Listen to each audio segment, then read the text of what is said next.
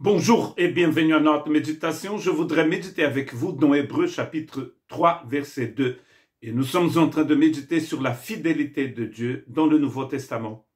Le mot fidèle, pistos, ici, signifie en fait, parle d'une personne loyale dans les transactions d'affaires. C'est une personne digne de confiance. Nous trouvons ce mot dans Hébreux chapitre 3 et verset 2. Jésus qui a été fidèle à celui qui l'a établi comme le fut Moïse dans toute sa maison. Pour comprendre mieux ce texte, nous allons lire les versets, quelques versets qui viennent avant ce verset 2 et aussi après. Et ça commence comme ceci, Hébreux chapitre 3, verset 1. C'est pourquoi, frères saints, qui avaient part à la vocation céleste, considérez l'apôtre et le souverain sacrificateur de la foi que nous professons, Jésus, qui a été fidèle à celui qui l'a établi comme le fut Moïse dans toute sa maison. Le Christ a été fidèle, mais la grande différence entre le Christ et Moïse, la voici, car il a été jugé digne d'une gloire autant supérieure à celle de Moïse que celui qui a construit une maison a plus d'honneur que la maison même. Chaque maison est construite par quelqu'un, mais celui qui a construit toutes choses, c'est Dieu. Pour Moïse, il a été fidèle dans toute la maison de Dieu comme serviteur pour rendre témoignage de ce qui devait être annoncé. Mais Christ est comme fils sur sa maison, et sa maison, c'est nous, pourvu que nous retenions fermement jusqu'à la fin la confiance et l'espérance dont nous nous glorifions. Jésus est fidèle.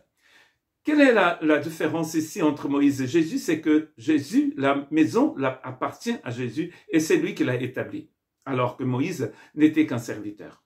Pourquoi est-ce que ce texte a été écrit? Vous pourriez peut-être vous poser cette question. Ce texte a été écrit parce que des personnes qui confessaient le nom de Jésus se détournaient de l'évangile pour retourner à la religion de leurs ancêtres, c'est-à-dire la religion juive.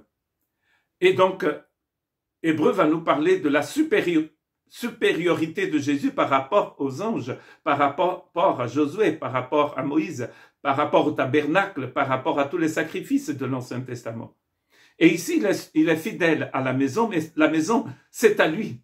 C'est lui qui a bâti cette maison, qui l'a construite alors que Moïse n'était qu'un serviteur. Donc pourquoi un retour à l'ombre, nous dit d'ailleurs Hébreu. C'est comme si on retournait à l'ombre, alors que la réalité, Jésus vient avant l'ombre. L'ombre ici, c'est la loi de Moïse. L'ombre ici, c'est Moïse lui-même et tout ce que Dieu l'appelait à faire. Pourquoi pensez-vous que vous seriez mieux si vous retournez à la loi, alors que vous êtes sous la grâce, alors que vous avez le Christ, le constructeur de la maison? Mais nous détournons parfois du constructeur de la maison pour aller servir le serviteur de la maison. Moïse, la loi, la religion. Il nous propose quelque chose de supérieur. C'est le thème même de l'épître aux Hébreux. Jésus est supérieur. Il est plus excellent.